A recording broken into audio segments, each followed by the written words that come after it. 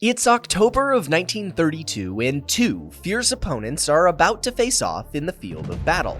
On one side were trialed military personnel carrying machine guns, and on the other was a flock of birds.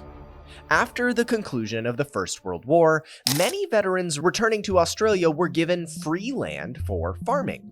These new farmers were trying their hand at growing wheat, but wheat prices were falling, something further exacerbated by the Great Depression happening at the time. Many farmers simply couldn't sustain the lifestyle, but the ones who tried to do it in Western Australia were faced with a brand new challenge: emus. Because of their migration patterns, as many as 20,000 emus arrived in Western Australia.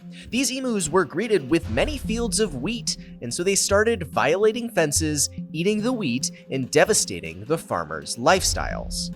This, in turn, raised diplomatic tensions between the emus and the Australian government. However, they were not quite ready to take immediate action. The Great Depression had made things hard enough on them already. But as farmers became increasingly vocal, the pressure on the Australian government became higher by the day. This all ended when a band of former soldiers met up with the then Minister of Defense, Sir George Pearce. Those soldiers, familiar with machine guns, implored the Australian military to use them in a war against the emus.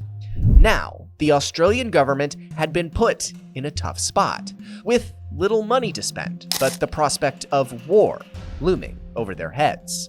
Western Australian farmers seemed to want this war with birds, and Western Australia had a growing secessionist movement, so they conceded. The farmers were given conditions. They would finance the war and provide food and accommodation for the soldiers, and they agreed. Australia mobilized 3 men for the war: Major GPW Meredith, Sergeant S. McMurray, and Gunner J.O. Halloran. Their war machine turned out 2 Lewis machine guns and 10,000 rounds of ammunition. There was no turning back now. And so, on November 2nd, 1932, 2 armies found themselves facing off against each other on the outskirts of Campion. On one side was the Australian military, and on the other was 50 emus. Herded by the farmers, the emus were rounded up and readied for ambush. The Australians opened fire. The emus ran, scattering themselves into many smaller groups. Their tactics baffled the Australians, and so they managed to retreat effectively with minimal casualties. Later that day, a flock of emus came upon the Australians, but they deployed the same tactics. They retreated safely, suffering about a dozen losses. Devastated by their initial loss, Meredith and his men changed their position to a nearby dam. A battalion of over 1,000 emus was sent towards the Australian position. Meredith got word of the incoming assault and, despite the lowered morale from his previous defeat, managed to establish a defensive position at the dam. They would allow the emu offensive to get close to them. When the flock of birds was in close proximity to the Australians, they opened fire. The first 5 seconds of the battle looked promising for the Australian troops, with ample opportunity to devastate their enemy's troops with their superior technological weaponry. And then the guns jammed. The birds, again, suffered very few casualties before going on another tactical retreat. The Australians, on the other hand, had to spend hours fixing their malfunctioned equipment. Meredith decided to head south, where the emus were reportedly tamer. The days that followed saw little conflict. Meredith attempted several strategies, including mounting a machine gun on a truck, but the rocky roads made it hard to aim.